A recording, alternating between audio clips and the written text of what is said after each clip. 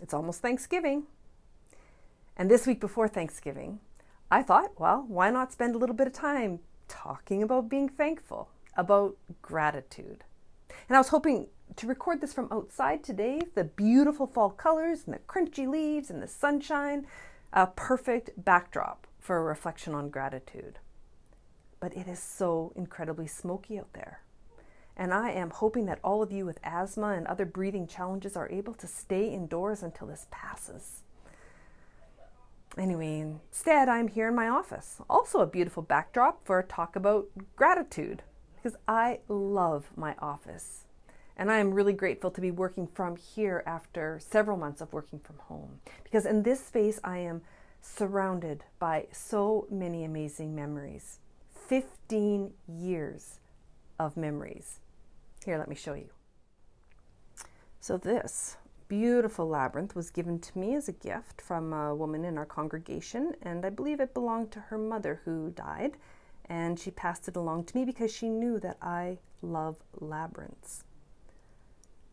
So all of this, these are various gifts that I have been given over the years. This angel right here was given to me by a youth group member, as well as this one right here. Of course, I have my Every Child Matters hand in the window. Here's my diploma and all of those little items I've collected or have been given to me. My angel wings just sitting there waiting to be used. Of course, books and flowers. Up on the wall are funeral and wedding cards that I have kept over the years. There you go. And then this is where the work happens, right here. Now the thing is, I don't always notice my surroundings. Sometimes I come in here and I just fix my eyes on the computer over there and on the work that I need to do, and I am completely unaware of all the love that surrounds me. And this isn't the only place I forget to acknowledge the love, the blessings, and all the goodness that is in my life. I don't know why this is, but it seems to me that it is much easier to spot and to focus on the things in my life and in the world that I wish were different. The things that annoy me, that scare me, that frustrate me, worry me. To focus on the beauty, the joy, the love, on all the blessings takes intention and focus. It takes a commitment to shifting perspective. Am I alone in this? In 2015, my partner took a fancy job in Toronto for 3 years. I was grateful for this opportunity, but I was also lonely. And my loneliness turned to grumpiness and feeling a little bit sorry for myself. And after lingering there for a few months, I decided I needed to do something different. I don't like living in negativity. So I decided to begin a daily gratitude practice. So every single day I would post something on Facebook that I was grateful for, and I never let myself off the hook. It was not an optional practice. I treated it like it was my medicine, like I needed it. I needed to take it every day in order to be healthy.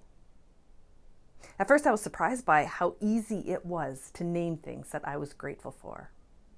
And then I noticed that I was spending time throughout the day thinking about what I might want to post about. And I started looking around for things to be grateful for. And the more I looked, the more I found. And I am not at all exaggerating when I say that it completely shifted how I was living in each day. Sure, I still miss Jordan, but that wasn't the first thing I thought about every day.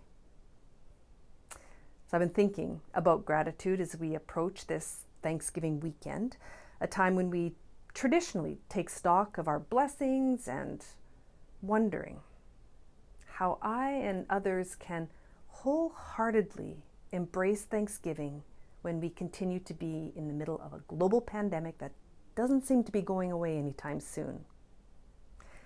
And I'm reminded that being grateful is a choice, one that takes intention and focus and a commitment to shifting perspective. I was recently reading an article on an online medical journal about gratitude, in which a psychologist wrote about gratitude as a choice to notice the good and to recognize where the good comes from, usually outside of ourselves. She said, this doesn't mean there is nothing bad or negative going on around us. It means that we are intentionally looking for the good. Good circumstances and opportunities can include things like health, definitely not something to take for granted right now, a job, a place to live, food, having our family and friends, or a strong support system, and the list goes on. These are often blessings that we attribute to God, the Creator, higher power. And this helps us to look beyond ourselves. And the article says that shifting our focus from ourselves to someone or something else is a key part of the gratitude process. That acknowledging the good that other people have done for us also takes us out of ourselves and lets us appreciate others. The people who show their love and support for us could be our parents, our spouses, children, siblings, grandparents, friends, mentors, supervisors, ministers, any source of good and joy in our lives. Recognizing that others are helping us activates the reward centers of our brains, and we become aware of people's intentions. We appreciate it. The positive thoughts this unleashes helps create hope and optimism and motivates us to connect. We feel supported by others and less isolated and alone in the world when we recognize that people are bringing good into our lives. And gratitude can also impact our overall wellness. And this is especially relevant during a time when social isolation, uncertainty, and stress are weighing on so many of us. Research links the practice of gratitude to improved self-esteem and greater life satisfaction.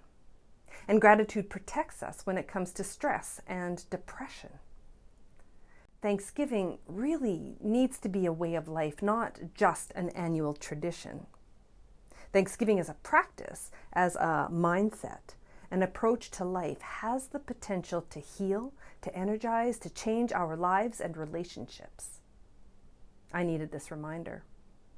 And so I started looking for some gratitude practices that I could bring into my life. And I found tons of resources online, lots of suggestions for gratitude journals and other gratitude practices like writing letters or sending notes of thanks to our loved ones, taking time to say thank you to frontline workers in retail stores, gas stations, teachers, and of course, medical personnel. Pausing throughout the day to just notice what is around you. And this one I thought was kind of interesting. There was a suggestion to write a eulogy for someone you love while they're still alive and to give it to them or read it to them. Now, I like challenges. They motivate me and they kind of keep me on track. So as of today, I'm going to begin the 21-day gratitude challenge. So every day for 21 days, I will have a prompt that will help me to practice gratitude. So this is what it looks like. I'm going to include the link for this challenge along with this post. But there are many, many other resources available as well. And if all of this feels a bit too complicated, no problem. Just take 5 minutes at the end of each day to think about what you are feeling grateful for. Now, writing it down, or even better, sharing it with someone, will help you to hold it. But even just thinking grateful thoughts boosts our serotonin and dopamine, otherwise known as the feel-good neurotransmitters. So in this week, leading to Thanksgiving, I invite you to consider your own gratitude practice. What are you willing to do to plant yourself firmly in a place of gratitude for all of the blessings that God has offered for life itself? And right here is a good place to start. Please take a second in the comment section of this video to write something you are feeling grateful for right now. And if you're willing, would you also please share a gratitude practice you think you might be able to incorporate into your life? Or if you already have a gratitude practice, share. What is it? I'll start. So I am very, very grateful for all of you. Knowing that others are watching and connecting with my reflections each week really helps me to feel grounded in this community, even when we aren't together. So thank you. And may you truly have a blessed week. Or should I say, may you truly recognize the blessings that are all around you. May it be so. Have a great week.